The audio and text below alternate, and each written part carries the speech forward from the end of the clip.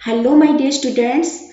आज से हम क्लास 10 का आईआईटी और नीट फाउंडेशन कोर्स स्टार्ट करने जा रहे हैं। ओके, तो यहाँ पे होगा क्या? यहाँ पे ये होगा कि कैसे आप 11th और 12 में अपने बोर्ड एग्जाम के साथ पैरेलली अच्छे से नीट और जेई का प्रिपरेशन कर सको। उस चीज को ध्यान में रखते हुए हमें अभी से आपका फाउंडेशन स्ट्रॉन्ग करना है। ठीक है, तो फाउंडेशन अच्छे से बिल्ड करना है। इसमें हम क्या करेंगे, कुछ चैप्टर्स है जो कि आपके सिलेबस में है, सीबीएसई के सिलेबस में। ठीक है, उन चैप्टर को हमें क्या करना है, उसको बेसिक से स्टार्ट करना है और स्टार्ट करके धीरे धीरे क्वेश्चन का लेवल इंक्रीज करते हुए बहुत ऊपर तक हमें जाना है। ठीक है, और उतना ही जाना है जितना तक आपको समझ में अच्छे से आ सके। ओके, इससे क्या होगा, इससे आपका बेसिक जो चीज़ है वो क्लियर होगा। कुछ एडवांस लेवल्स के क्वेश्चंस रहेंगे, एडवांस लेवल के टॉपिक्स रहेंगे जिसको आप अच्छे से ग्रैब कर पाओगे। ओके, और उसके बाद ऐसे ही हम कंटिन्यू करेंगे तो क्लास 10 में आपका फंडामेंटल और बेस जो है for IIT and NEET foundation वो बहुत ही स्ट्रांग हो पाएगा। ठीक है, तो आज से हम इसको स्टार्ट करेंगे। तो जो सबसे पहला चैप्टर है वो है हमारा chemical reaction and equation. Okay, CBSE का फर्स्ट चैप्टर है केमिकल रिएक्शन एंड इक्वेशन। तो इसके बारे में आपको थोड़ा बहुत तो पता ही होगा। तो केमिकल रिएक्शन क्या होता है उसको जानने से पहले हमें एक चीज है जिसके बारे में जानना बहुत जरूरी है। वो क्या है? वो है हमारा physical change and chemical change. ठीक है, वो क्या चीज होता है? देखो, कभी भी अगर हम एक बॉडी को एनर्जी सप्लाई कर रहे हैं, ठीक है, एनर्जी दे रहे हैं, तो क्या होगा, उस बॉडी में कुछ चेंजेस होगा। ठीक है, तो वो जो चेंजेस होगा, वो जो चेंज है वो दो टाइप का चेंजेस होता सकता है। आइदर फिजिकल चेंज हो सकता है या फिर केमिकल चेंज हो सकता है। ठीक है, तो फिजिकल चेंज क्या है, केमिकल चेंज क्या है, उसको हम पढ़ेंगे। फिर केमिकल इक्वेशन क्या होता है, केमिकल इक्वेशन को में बैलेंसिंग कैसे होता है, balanced chemical equation, non balance chemical equation रहता है। बैलेंसिंग के मेथड क्या क्या है, बैलेंसिंग के मेथड क्या है, बैलेंसिंग के हम जो पढ़ रहे हैं आपके बोर्ड के लेवल के लिए वो हीट एंड ट्रायल मेथड होता है। उसको छोड़ के हम एडवांस लेवल का आयन एंड इलेक्ट्रॉन मेथड और ऑक्सीडेशन नंबर मेथड वो सबको भी हम यहाँ पे कंप्लीट करेंगे। ठीक है, केमिकल रिएक्शन के 4 टाइप्स होते हैं, उनको छोड़ के इन एडिशन हम और भी पढ़ेंगे, जैसे प्रेसिपिटेशन रिएक्शन हुआ, न्यूट्रलाइजेशन रिएक्शन हुआ, और कुछ कुछ चीजें हैं एडवांस लेवल का, उसको भी हम ऐड करते जाएंगे और आपके बेसिक लेवल का भी सारा चीज को कंप्लीट करते जाएंगे। ठीक है, तो स्टार्ट करते हैं।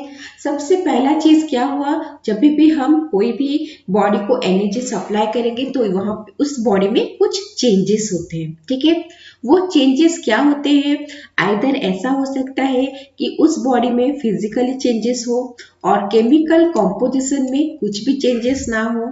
ओके, या फिर ऐसे भी हो सकता है कि वहां पे सिर्फ केमिकल कॉम्पोजिशन का चेंजेस हो। तो इसी चीज को ध्यान में रखते हुए हमने क्या किया है, जो चेंज है उसको दो टाइप में हमने क्लासिफाई किया है। First one is our physical change, second one is our chemical change. तो फिजिकल चेंज में क्या होगा, फिजिकल चेंज में बॉडी का जो शेप है, साइज है, ठीक है, फिजिकल स्टेट है, अपीयरेंस है, वो सारा चीज चेंज होता है। ओके, तो इसलिए हम उस चेंज को क्या बोलते हैं, फिजिकल चेंज। जैसे मान लो हमने आइस लिया है, आइस को बाहर कुछ देर रख दिया, तो वो क्या होगा, आइस धीरे धीरे मेल्ट होना स्टार्ट होगा। तो आइस का जो शेप है, जो साइज है, जब वो वाटर में कन्वर्ट होगा वो शेप और साइज जो है वो चेंज होता है कि नहीं होता है। और क्या चेंज होता है, उसका फिजिकल स्टेट चेंज होता है। पहले जब आइस था वो सॉलिड स्टेट में था, जब वाटर बना वो लिक्विड स्टेट में हुआ। ओके, फिजिकल अपीयरेंस, जब सॉलिड था वो कुछ जैसा दिख रहा था, अभी वाटर हो गया तो वो कुछ दूसरे चीज जैसा दिख रहा है। तो ये जो है shape, size, physical state, appearance, ये सब जो चेंज होता है उसको हम बोलते हैं फिजिकल चेंजेस। ठीक है, आया सबको समझ में? ओके, तो यहाँ पे ये सारा चीज डिस्क्राइब किया हुआ है, आप इसका स्क्रीनशॉट ले लो।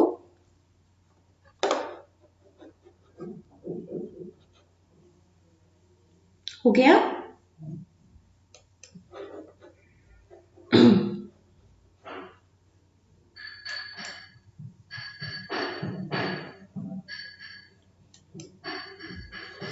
नेक्स्ट है केमिकल चेंज। अभी ये केमिकल चेंज क्या होता है? केमिकल चेंज में एक जो कंपाउंड कोई भी है, सब्सटेंस एलिमेंट हो सकता है, कंपाउंड हो सकता है, जो भी है, उसमें एक परमानेंट चेंज आता है। केमिकल चेंज को हम परमानेंट चेंज बोलते हैं। क्यों बोलते हैं? क्योंकि यहाँ पे एक जो सब्सटेंस है उसका केमिकल कॉम्पोजिशन चेंज होता है। ठीक है, वहां पे हमने पढ़ा था फिजिकल चेंज में कि वहां पे सारा चीज चेंज होता है, क्या क्या, शेप, साइज, फिजिकल स्टेट और अपीयरेंस। ओके, लेकिन वहां पे केमिकल कॉम्पोजिशन चेंज नहीं होता। जैसे वहां पे क्या था, देखो यहाँ पे वाटर था, आइस, आइस को क्या बोलते हैं, वाटर सॉलिड स्टेट में था, फिर वो लिक्विड स्टेट में कन्वर्ट हुआ। ठीक है, वाटर सॉलिड स्टेट में था, फिर लिक्विड स्टेट में कन्वर्ट हुआ। तो यहाँ पे फिजिकल स्टेट चेंज हुआ है, लेकिन केमिकल कॉम्पोजिशन पहले H2 था, अभी भी H2O ही है। तो ये है हमारा फिजिकल चेंज। ओके, नेक्स्ट है केमिकल चेंज। केमिकल चेंज जो हम अभी पढ़ रहे हैं कि इसमें क्या होना है, इसमें कॉम्पोजिशन और प्रॉपर्टीज जो है उसको चेंज करना है। ठीक है, तो यहाँ पे हमने एक एग्जांपल लिया है रोस्टिंग ऑफ आयरन। देखो, देखने से इन डिटेल कैसे केमिकल रिएक्शन होता है, क्या होता है, वो तो हम आगे पढ़ेंगे। जस्ट कोई एक चीज आपको देखने से कैसे पता चलेगा, उससे सिंप्लिसिटी से हमने ये एग्जांपल लिया है। ठीक है, रोस्टिंग ऑफ आयरन में क्या क्या होता है, केमिकल चेंजेस, उसके बारे में अभी हम डिस्कस नहीं करने वाले हैं।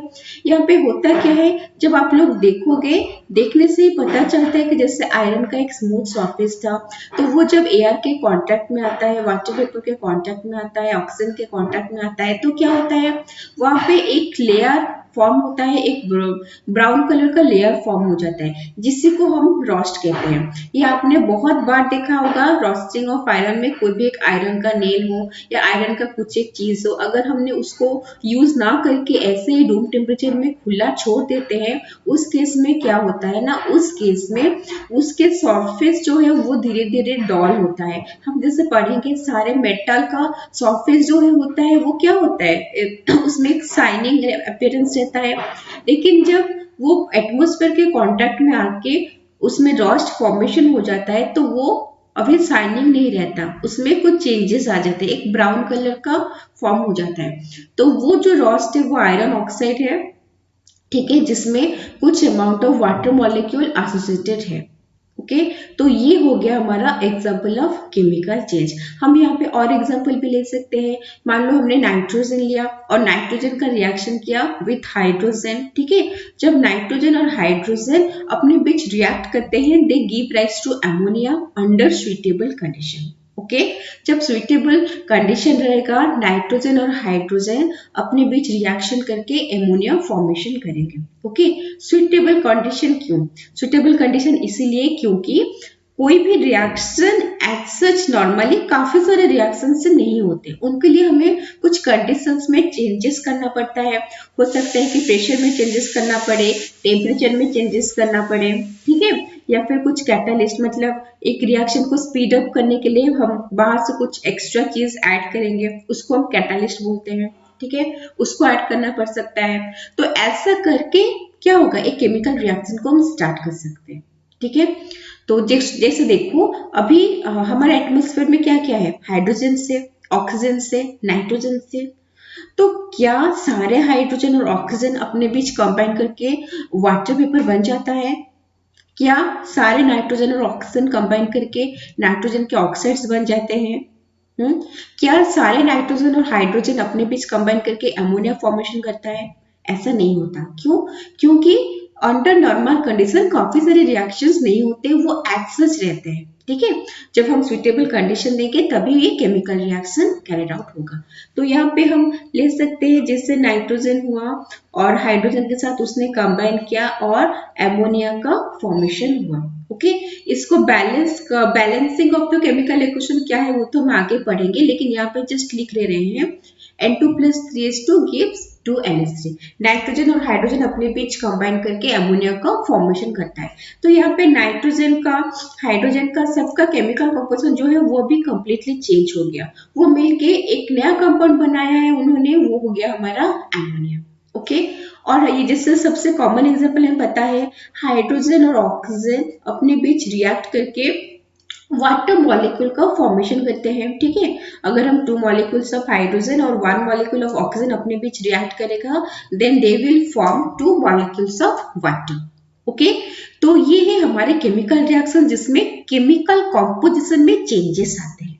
ओके, आ रहा है समझ में, क्या फिजिकल चेंजेस से क्या केमिकल चेंजेस से हम उसको अच्छे से डिस्टिंग्विश कर सकते हैं। ठीक है, चलो इसका स्क्रीनशॉट ले लो, फिर नेक्स्ट स्लाइड को चलते हैं।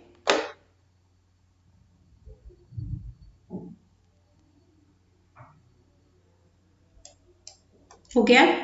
नेक्स्ट है characteristic feature of chemical changes. कोई भी केमिकल चेंजेस है वो हमें पता कैसे चलेगा कि वहां पे क्या चेंजेस है, जिसको ऑब्जर्व करने से हमें पता चलेगा कि ये सारे केमिकल चेंजेस है। ठीक है, इसमें जो सबसे पहला चेंज हमने ले लिखा है वो है एक रिएक्टिंग स्पीसीज जो है, मतलब जो सब्सटेंसेस से आइदर दे में बी एलिमेंट, दे में बी कंपाउंड, जो सब्सटेंस रिएक्शन में पार्टिसिपेट कर रहे हैं उनका जो कलर है वो चेंज हो सकता है। ठीक है, इन जनरल चेंज होता है। तो इन जनरल क्या होता है, in general there is a change in colour of reacting species. Okay, उस केमिकल चेंजेस में जो रिएक्टिंग स्पीसीज है उनका कलर चेंज हो सकता है। ठीक है, फॉर एग्जाम्पल हम क्या कर सकते हैं, रोस्टिंग ऑफ नेल्स, अभी हमने पढ़ा हुआ है। रोस्टिंग ऑफ नेल्स में क्या होता है, जो यूजुअली नेल्स है वो ब्लैक कलर के जैसे हो गए, जब रोस्ट फॉर्मेशन होता है उसके ऊपर तो वो ब्राउन कलर के हो जाते हैं। ठीक है, तो ये है हमारा क्या है, रोस्टिंग जो है, इसमें कलर का चेंजेस हुआ, वो एक केमिकल रिएक्शन का एग्जाम्पल है, केमिकल चेंज का एग्जाम्पल है, हमने अभी पढ़ा हुआ है। ओके, तो ये हो गया हमारा एक प्रॉपर्टी केमिकल चेंज का। ओके, जो नेक्स्ट चेंज हम लेंगे, यहाँ पे देखेंगे हम कि फिजिकल स्टेट जो है वो नॉर्मली चेंज होता है। ये हम बोल रहे हैं कि नॉर्मली चेंज होता है, कंपल्सरी चेंज होगा ऐसा कुछ नहीं है। ओके, जस्ट ऐसा नॉर्मली फिजिकल स्टेट जो है वो चेंज होता है। तो यहाँ पे जो फिजिकल स्टेट होता है वो नॉर्मली चेंज होता है। ठीक है, जैसे यहाँ पे एग्जांपल है कि जो मैग्नीशियम रिबन है, ओके, उसको अगर हम बॉन्ड करेंगे तो वहां पे आस प्रोड्यूस होगा। ठीक है, मैग्नीशियम रिबन, मैग्नीशियम, मैग्नीशियम क्या है, वो एक मेटल है। वो कौन से स्टेट में है, सॉलिड स्टेट में है। प्लस बॉन्ड कैसे होगा, ऑक्सीजन के प्रेजेंस में बॉन्ड होगा। ऑक्सीजन हमने लिया, वो कौन से स्टेट में है, गैसियस स्टेट में है। ठीक है, अभी क्या होगा, MgO, मैग्नीशियम ऑक्साइड, अगर बैलेंस करेंगे 2Mg plus O2 gives 2MgO। Okay, तो यहाँ पे जो मैग्नीशियम ऑक्साइड फॉर्मेशन हुआ है वही बोल रहा है कि आस फॉर्म हुआ है। क्या बोला है, ash is form at a white powder. तो ये एक व्हाइट पाउडर के फॉर्म में हमें मिल रहा है। ठीक है, तो यहाँ पे फिजिकल स्टेट में चेंजेस आ रहे हैं। जैसे सबसे कॉमन एग्जांपल है हाइड्रोजन जो है वो गैसियस स्टेट में है, ऑक्सीजन जो है वो भी गैसियस स्टेट में है, but when they combine and they form water molecule, water exist in liquid state, water जो है वो लिक्विड स्टेट में एग्जिस्ट करता है। तो ये भी एक एग्जांपल है जहाँ पे क्या होता है, हमारा जो रिएक्टिंग स्पेसिस है उनका फिजिकल स्टेट का चेंजेस होता है। ठीक है, ऐसे भी एग्जांपल्स है जहाँ पे फिजिकल स्टेट चेंजेस नहीं होता, जैसे नाइट्रोजन गैसियस स्टेट में होता है, हाइड्रोजन गैसियस स्टेट में होता है। When they combine they form ammonia molecule, जो एमोनिया मॉलिक्यूल से वो भी क्या है, वो भी गैसियस स्टेट में रहता है। ठीक है, तो मैक्सिमम जो है इन जनरल जो है वहां पे रिएक्टिंग स्पेसिस का फिजिकल स्टेट चेंज होता है। आ रहा है समझ में? ओके, नेक्स्ट लिखेंगे अगर कोई केमिकल चेंज हो रहा है तो हो सकता है कि वहां से एक गैस इवॉल्व हो सकता है, there is a possibility. Okay, it is not compulsory कि वहां से गैस को इवॉल्व होना ही है, ऐसा बिल्कुल भी नहीं है। क्या है, एक पॉसिबिलिटी है, एक चांस है कि गैस इवॉल्व हो सकता है। ठीक है, जैसे यहाँ पे एग्जांपल है हाइड्रोजन गैस इवॉल्व होगा जब जिंक के साथ हम रिएक्ट करेंगे हाइड्रोक्लोरिक एसिड। ओके, तो यहाँ पे लिख लेते हैं जिंक जब हाइड्रोक्लोरिक एसिड हो या सल्फ्यूरिक एसिड हो, कुछ भी आप लिख सकते हो, ये हम मेटल के प्रॉपर्टी में अगेन पढ़ने वाले हैं। तो जिंक सल्फेट सॉल्ट है जो फॉर्म होगा और उसके साथ हाइड्रोजन जो गैस जो है ओके वो इवॉल्व होता है। ओके तो केमिकल चेंज में ये भी हो सकता है कि एक गैस इवॉल्व भी हो। ओके आ रहा है समझ में क्या क्या पॉइंट्स हम डिस्कस कर रहे हैं? ठीक है, इसका स्क्रीनशॉट ले लो।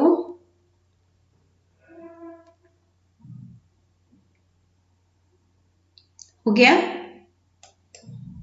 नेक्स्ट जो नेक्स्ट पॉइंट हम डिस्कस करेंगे वो है कि जो केमिकल चेंज है that is permanent in nature and can not be easily reversed. Okay एक चीज को ध्यान में रखना है कि can not be easily reversed but it can be reversed. आगे हम जाके पढ़ेंगे रिवर्सिबल रिएक्शन, इरिवर्सिबल रिएक्शन। कुछ केमिकल रिएक्शन से जो रिवर्सिबल है मतलब देखो यहाँ पे हमने सपोज ए लिया है, A plus B gives C plus D. हमने इन जनरल केमिकल रिएक्शन लिया है, A plus B gives C plus D. तो ए और बी जो है वो कुछ एलिमेंट हो सकते हैं या फिर कंपाउंड हो सकते हैं, सी और डी है वो भी कुछ एलिमेंट हो सकते हैं या फिर कंपाउंड हो सकते हैं। सो जो ए प्लस बी है जो रिएक्शन कर रहे हैं अपने बीच उनको हम बोल रहे हैं रिएक्टेंट्स।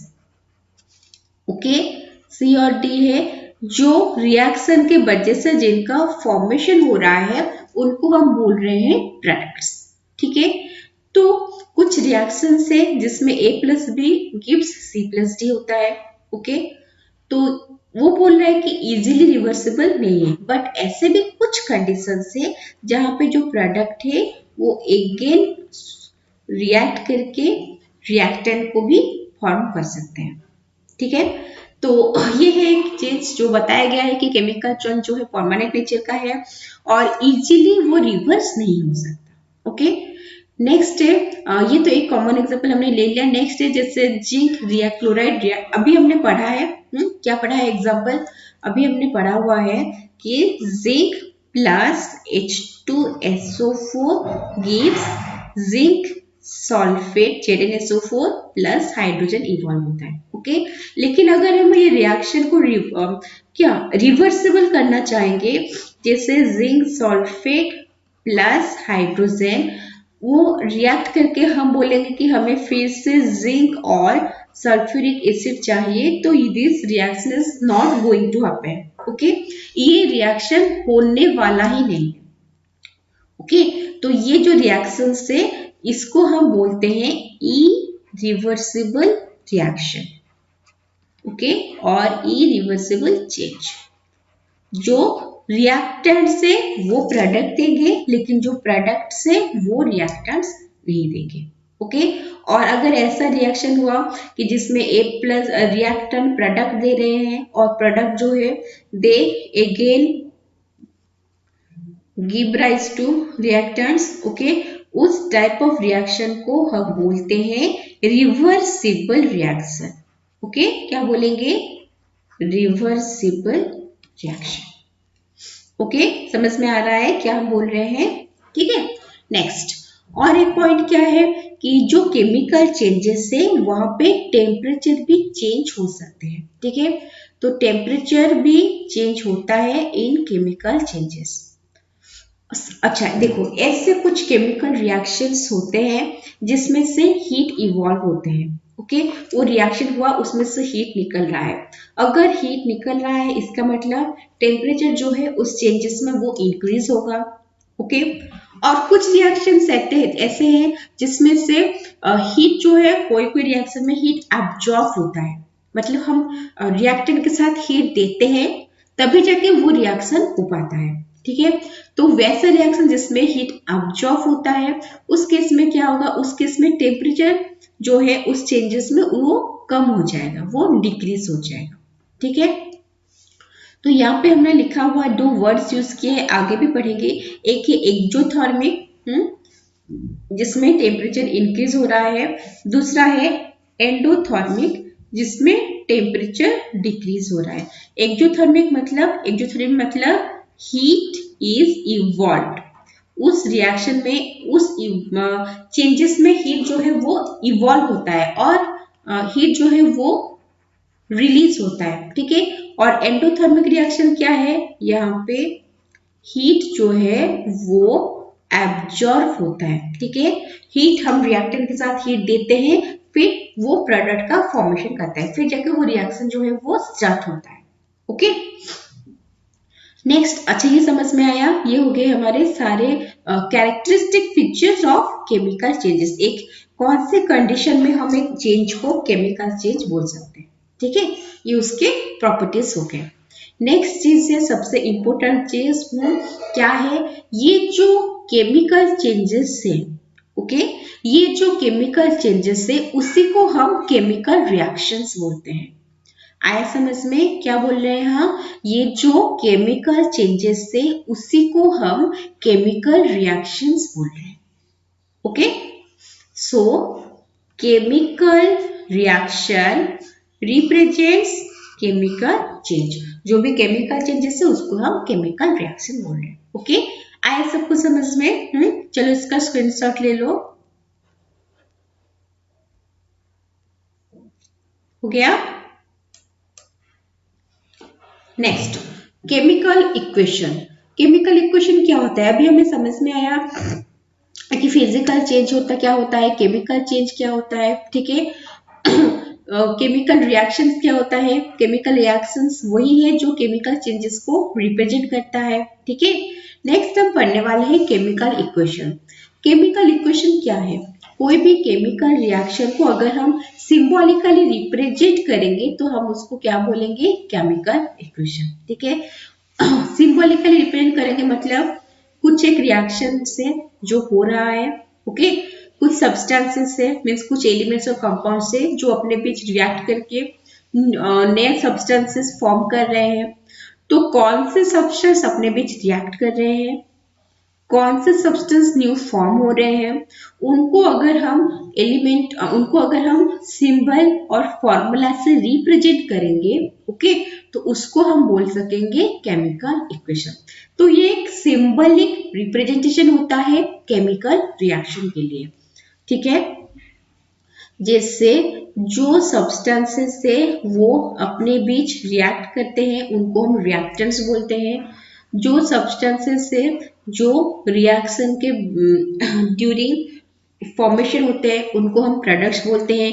रिएक्टेंट और प्रोडक्ट के बीच में एक एरो मार्क रहता है, ओके। जैसे मान लो रिएक्टेंट ए है, प्रोडक्ट बी है, इन जनरल बोल रहे हैं, ठीक है। तो ए गिव्स बी। अगर एक से ज्यादा रिएक्टेंट हुआ, एक से ज्यादा प्रोडक्ट हुआ तो क्या होगा, उनके बीच में प्लस का साइन रहेगा, जैसे A plus B gives C plus D. ये हो गए हमारे रिएक्टेंट्स और ये हो गए हमारे प्रोडक्ट्स। ओके, आ रहा है समझ में, रिएक्टेंट्स और प्रोडक्ट्स क्या होता है, कैसे हम केमिकल इक्वेशन को रिप्रेजेंट कर सकते हैं, ठीक है। ओके, इसका स्क्रीनशॉट ले लो। ओके, जो दो केमिकल इक्वेशंस होते हैं, मतलब हम एक केमिकल रिएक्शन को जब सिंबॉलिक फॉर्म में लिखते हैं, रिप्रेजेंट करते हैं, हम उसको दो टाइप से रिप्रेजेंट कर सकते हैं, ठीक है। क्या है वो दो टाइप, वो आइदर वर्ड इक्वेशन हो सकता है या फिर सिंबल इक्वेशन हो सकता है, ठीक है। वर्ड इक्वेशन मतलब वर्ड इक्वेशन में क्या करना है, वहां पे जस्ट रिएक्टेंट्स का नाम लिखना है और प्रोडक्ट्स का नाम लिखना है, ठीक है। तो जैसे मान लो हम यहाँ पे लिखेंगे, एग्जाम्पल लेंगे, यहाँ पे हम लिखेंगे कि when nitrogen reacts with hydrogen, it gives rise to ammonia.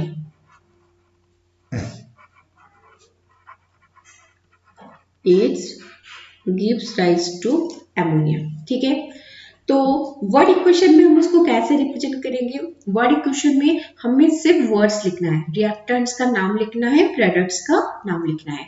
Reactants मतलब कौन कौन रिएक्ट कर रहे हैं, कौन रिएक्ट कर रहा है, नाइट्रोजन रिएक्ट कर रहा है, किसके साथ रिएक्ट कर रहा है, हाइड्रोजन के साथ रिएक्ट कर रहा है, तो क्या फॉर्म हो रहा है, अमोनिया फॉर्म हो रहा है। ठीक है, तो नाइट्रोजन रिएक्ट करता है हाइड्रोजन के साथ, तो हमें लिखना है नाइट्रोजन प्लस हाइड्रोजन, ये दोनों रिएक्टेंट हो गए। ओके, वो फॉर्म जो कर रहे हैं उसको हम ऐसे एरो मार्क से रिप्रेजेंट करेंगे। क्या फॉर्म कर रहे हैं वो मिलके अमोनिया का फॉर्मेशन कर रहे हैं। ठीक है, तो ना ये है हमारा वर्ड इक्वेशन जिसमें सिंपली रिएक्टेंट्स का नाम और प्रोडक्ट्स का नाम लिखना है। और एक एग्जांपल लेते हैं, when hydrogen reacts with oxygen, it gives rise to water. Okay, ये हमें पता है कि जब हाइड्रोजन और ऑक्सीजन अपने बीच रिएक्ट करते हैं वहां पे वाटर का फॉर्मेशन होता है।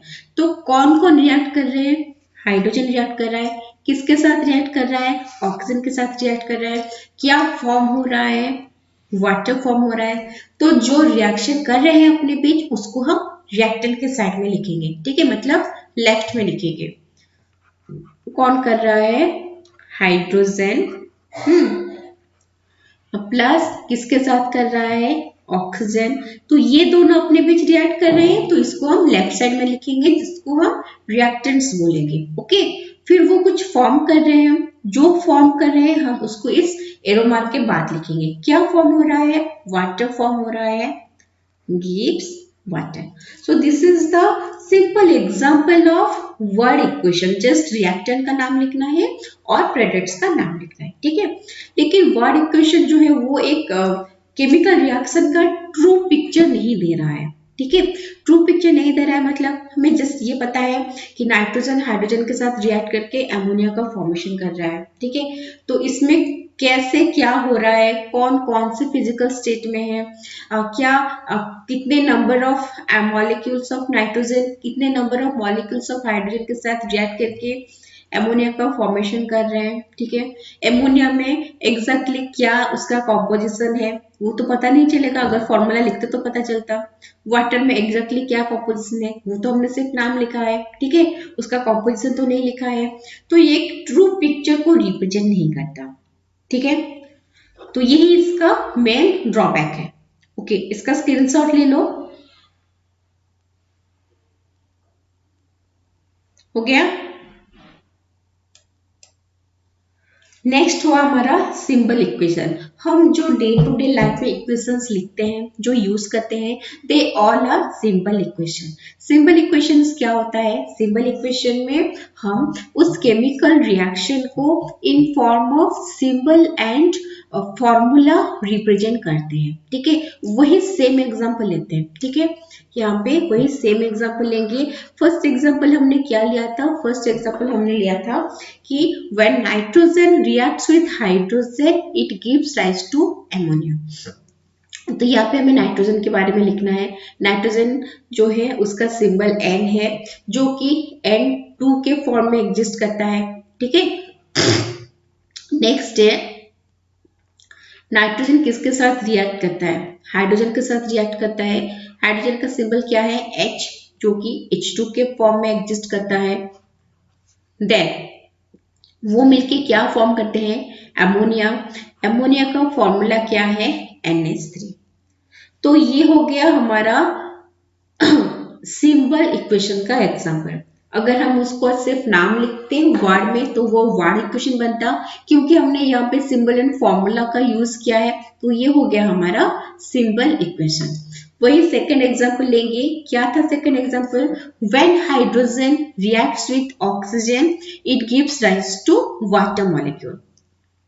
तो कौन रिएक्ट कर रहा है, हाइड्रोजन, जिसको हम H2 से रिप्रेजेंट करते हैं। किसके साथ रिएक्ट कर रहा है, ऑक्सीजन। ओके, क्या फॉर्म कर रहा है, वाटर। फॉर्मूला क्या है, H2O। तो यहाँ पे हमने सिंबल और फॉर्मूला को यूज किया एक केमिकल रिएक्शन को रिप्रेजेंट करने के लिए। ठीक है, तो ये है हमारा सिंबल इक्वेशन। और एक ले सकते हैं, when magnesium reacts with oxygen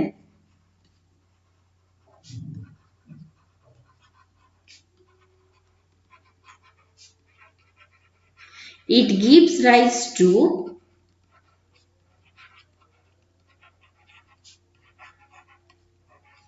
magnesium oxide.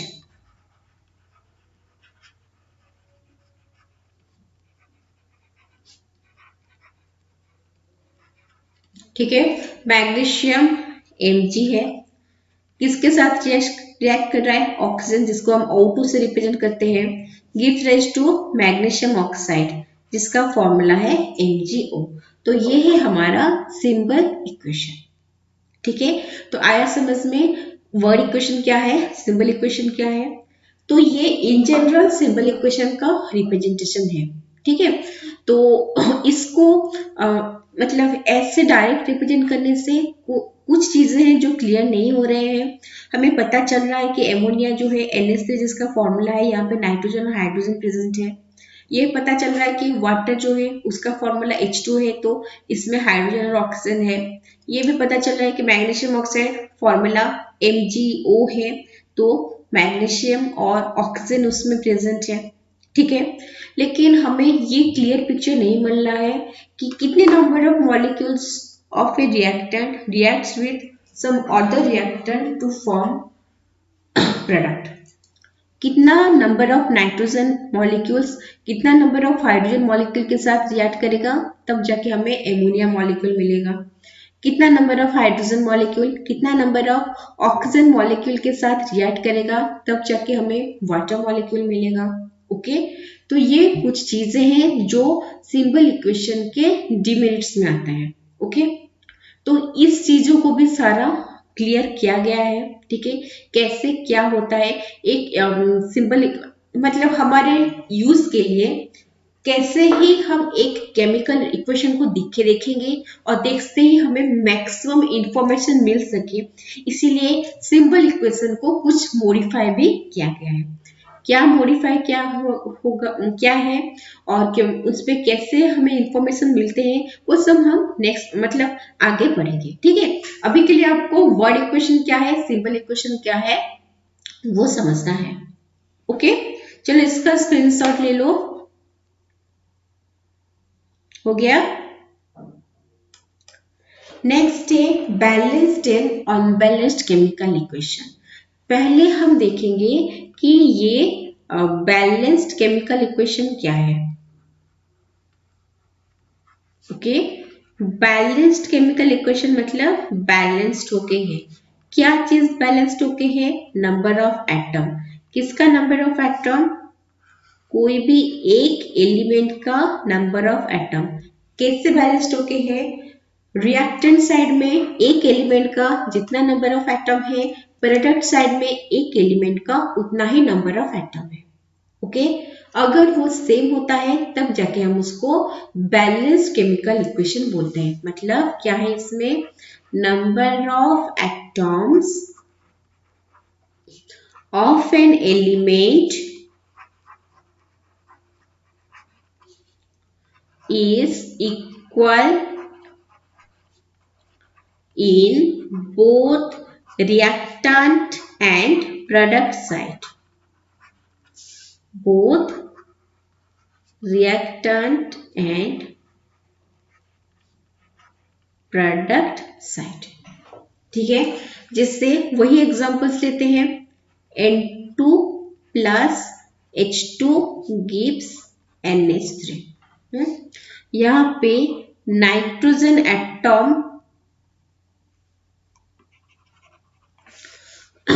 देखो, यहाँ पे लेफ्ट हैंड साइड लेते हैं, यहाँ पे राइट हैंड साइड लेते हैं, यहाँ पे एलिमेंट लेते हैं। ओके, सबसे पहला एलिमेंट यहाँ पे नाइट्रोजन है, नाइट्रोजन हुआ। लेफ्ट हैंड साइड में नाइट्रोजन का नंबर ऑफ एटम कितना है? N2। N2 मतलब 2 एटम्स ऑफ नाइट्रोजन। तो लेफ्ट हैंड साइड में मतलब रिएक्टेंट के साइड में नाइट्रोजन का नंबर ऑफ एटम कितना रहा? 2। Next product side, product side में NH3 मतलब नाइट्रोजन का नंबर ऑफ एटम कितना है? 1 है। ओके, नेक्स्ट और क्या एलिमेंट प्रेजेंट है? हाइड्रोजन। हाइड्रोजन रिएक्टेंट साइड में किस फॉर्म में है? H2 मतलब लेफ्ट हैंड साइड यानी कि रिएक्टेंट साइड में number of atom of hydrogen कितना हुआ? 2। Now coming to the product side, NH3 कितना नंबर ऑफ हाइड्रोजन एटम है? 3। ठीक है, तो reactant side sorry product side यानी कि राइट साइड में हाइड्रोजन का नंबर ऑफ एटम है 3। तो यहाँ पे number of atom of nitrogen जो है रिएक्टेंट साइड में यानी कि लेफ्ट साइड में 2 है, प्रोडक्ट साइड यानी कि राइट साइड में 1 है। तो ये यहाँ पे इक्वल नहीं है, तो ये हो गया हमारा अनबैलेंस्ड केमिकल इक्वेशन। ओके, आया समझ में? हम उसको क्या बोलेंगे?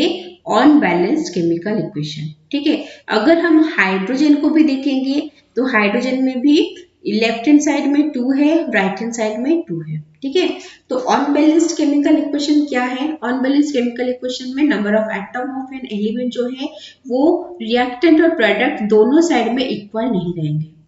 अभी मान लो कि कोई केमिकल इक्वेशन है जिसमें 3 या 4 एलिमेंट्स प्रेजेंट है, जिसमें से सारे एलिमेंट्स रिएक्टेंट और प्रोडक्ट साइड में सारे एलिमेंट का नंबर ऑफ एटम सेम हो रहा है।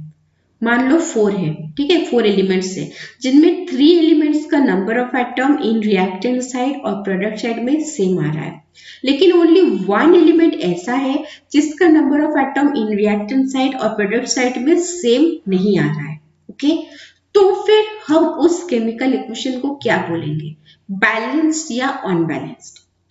याद रखो, कोई भी एक एलिमेंट का भी अगर नंबर ऑफ एटम दोनों साइड में सेम ना हुआ तो हम उसको अनबैलेंस्ड केमिकल इक्वेशन बोलेंगे। ओके, समझ में आ रहा है?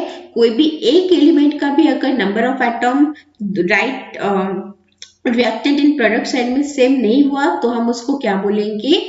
अनबैलेंस्ड केमिकल इक्वेशन बोलेंगे। ठीक है, अच्छा, अभी ये जो एग्जांपल हमने लिया है N2 plus H2 gives NH3, इसको थोड़ा मॉडिफाई कर लेते हैं। ठीक है, N2 plus 3H2 gives 2NH3।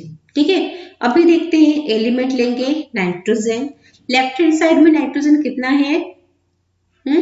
इसको लेफ्ट हैंड साइड या रिएक्टेंट साइड लिख लेते हैं। ओके, ये राइट हैंड साइड या प्रोडक्ट साइड। सो रिएक्टेंट साइड में नाइट्रोजन का नंबर ऑफ एटम कितना है? N2 मतलब 2 है। प्रोडक्ट साइड में 2NH3 है, नाइट्रोजन तो 1 था, इसके पहले 2 लगा है, मतलब प्रोडक्ट साइड में भी 2 है अभी।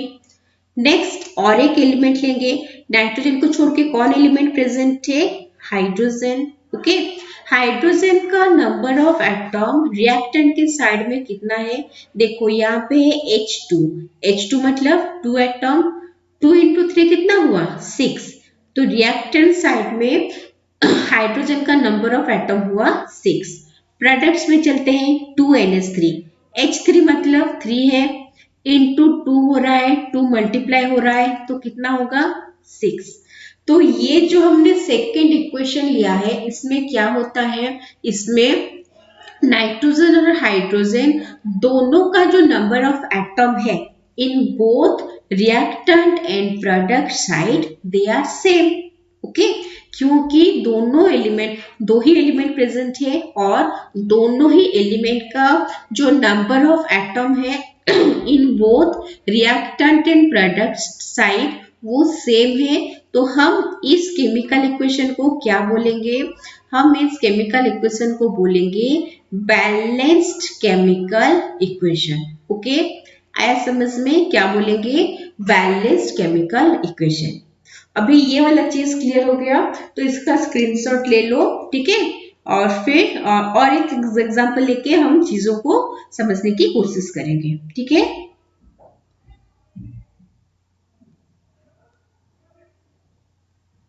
हो गया। नेक्स्ट वही वाला एग्जांपल ले लेते हैं हाइड्रोजन और ऑक्सीजन का। H2 plus O2 gives H2O। ठीक है, यहाँ पे एलिमेंट लेंगे और रिएक्टेंट साइड में नंबर ऑफ एटम चेक करेंगे उसका, और यहाँ पे प्रोडक्ट साइड में नंबर ऑफ एटम चेक करेंगे। ठीक है, तो यहाँ पे क्या क्या एलिमेंट्स प्रेजेंट है, हाइड्रोजन है और ऑक्सीजन है। तो पहले एलिमेंट्स का नाम लिख लेते हैं, हाइड्रोजन और ऑक्सीजन। अभी रिएक्टेंट साइड में हाइड्रोजन का नंबर ऑफ कितना है, H2 मतलब 2 प्रेजेंट है। ओके, प्रोडक्ट साइड में H2O है, H2 मतलब 2 प्रेजेंट है। नेक्स्ट एलिमेंट क्या है, ऑक्सीजन। ऑक्सीजन में क्या होता है, ऑक्सीजन में रिएक्टेंट साइड में कितना है, O2 मतलब नंबर ऑफ एटम हुआ 2। प्रोडक्ट साइड में H2O है, O मतलब नंबर ऑफ एटम हुआ 1। ठीक है, तो यहाँ पे हाइड्रोजन का नंबर ऑफ एटम तो दोनों साइड में सेम है, बट ऑक्सीजन का सेम नहीं है। तो कोई भी एक एलिमेंट का अगर सेम नहीं है तो हम उसको क्या बोलेंगे, अनबैलेंस्ड केमिकल इक्वेशन बोलेंगे। ओके, नेक्स्ट अभी ये वाले इक्वेशन को थोड़ा मॉडिफाई कर लेते हैं। ठीक है, 2H2 plus O2 gives 2H2। ठीक है, तो यहाँ पे हाइड्रोजन रिएक्टेंट साइड में कितना नंबर ऑफ एटम है, 2H2 मतलब 4। प्रोडक्ट साइड में भी 2H2 मतलब 4। नेक्स्ट एलिमेंट लेंगे ऑक्सीजन, O2 मतलब रिएक्टेंट साइड में नंबर ऑफ एटम 2, प्रोडक्ट में सामने 2 है, लास्ट में O है, मतलब यहाँ पे भी 2 है। सो इस रिएक्शन में क्या हो रहा है, इस केमिकल इक्वेशन में जो ईच एलिमेंट का number of atom in both reactant and product side same आ रहा है। तो हम इसको क्या बोलेंगे, हम इसको बोलेंगे बैलेंस्ड केमिकल इक्वेशन। ठीक है, तो आया समझ में, बैलेंस्ड केमिकल इक्वेशन क्या है, अनबैलेंस्ड केमिकल इक्वेशन क्या है। ठीक है, तो जो भी अनबैलेंस्ड केमिकल इक्वेशन है केमिस्ट्री में उसका कुछ भी यूज नहीं है। ठीक है, समझ में आ रहा है, अनबैलेंस्ड केमिकल इक्वेशन का केमिस्ट्री में कुछ भी यूजेस नहीं है। तो सारे बैलेंस्ड केमिकल इक्वेशन को ही हमें केमिस्ट्री में यूज करना है। तो बैलेंस्ड केमिकल इक्वेशन से हमें क्या पता चलता है, हमें ये पता चलता है, अच्छा ये तो हमें पता है जैसे हमने सिंपल इक्वेशन में पढ़ा हुआ है कि H2 मतलब हाइड्रोजन जब ऑक्सीजन के साथ रिएक्ट कर रहा है वाटर मॉलिक्यूल फॉर्म हो रहा है। ठीक है, लेकिन हमें एग्जैक्टली नहीं पता कि कितना नंबर ऑफ हाइड्रोजन मॉलिक्यूल कितना नंबर ऑफ ऑक्सीजन मॉलिक्यूल के साथ कंबाइन करेगा, तभी जाके वाटर मॉलिक्यूल फॉर्म होगा। ठीक है, तो यहाँ पे देखो ये बैलेंस्ड केमिकल इक्वेशन है हमारा, 2H2 plus O2 gives 2H2O. तो when two molecules of hydrogen reacts with one molecule of oxygen, it gives rise to 2 molecules of water. तो यहाँ पे क्या होता है ना, बैलेंस केमिकल इक्वेशन में हमें एक ऑलमोस्ट क्लियर पिक्चर मिल जाता है। ठीक है, कितना नंबर ऑफ मॉलिक्यूल जो है वो कितने नंबर ऑफ मॉलिक्यूल ऑफ दूसरे रिएक्टेंट के साथ रिएक्ट करता है, कितना नंबर ऑफ मॉलिक्यूल्स भी बोल सकते हैं, मोल्स भी यहाँ पे हम बोल सकते हैं। ठीक है, कैलकुलेशन के लिए कुछ भी ले सकते हैं। रिएक्शन मतलब प्रोडक्ट फॉर्मेशन हो रहा है, ये सारा इंफॉर्मेशन हमें बैलेंस्ड केमिकल इक्वेशन प्रोवाइड कर रहा है। ओके, तो आया समझ में बैलेंस केमिकल इक्वेशन क्या है, अनबैलेंस्ड केमिकल इक्वेशन क्या है। तो अगर हमें कोई भी एक इक्वेशन मिला which is in unbalanced form, then we have to balance it. Okay, हमें उसे बैलेंस करना ही पड़ेगा। तो हम कैसे बैलेंस करेंगे, बैलेंस करने के लिए मेथड्स है, एक होता है हमारा हीट एंड ट्रायल मेथड। ठीक है, दूसरा होता है अलजेब्रिक मेथड। ठीक है, हमें यही दोनों बोर्ड लेवल के लिए पढ़ना है, मेनली पढ़ना है heat and trial method, algebraic method हमें इंफॉर्मेशन के लिए पढ़ना है। ठीक है, और क्योंकि हम यहाँ पे जैसे पता है स्टार्टिंग में जेई और नीट का फाउंडेशन कर रहे हैं, तो यहाँ पे हम और 2 मेथड्स एक्स्ट्रा पढ़ेंगे। क्या है, आयन इलेक्ट्रॉन मेथड और एक है हमारा ऑक्सीडेशन नंबर मेथड। तो ये दोनों मेथड को भी हम इस चैप्टर में कवर करेंगे। ओके, सबको समझ में आ रहा है क्या बोल रहे हैं, चलो इसका स्क्रीनशॉट ले लो।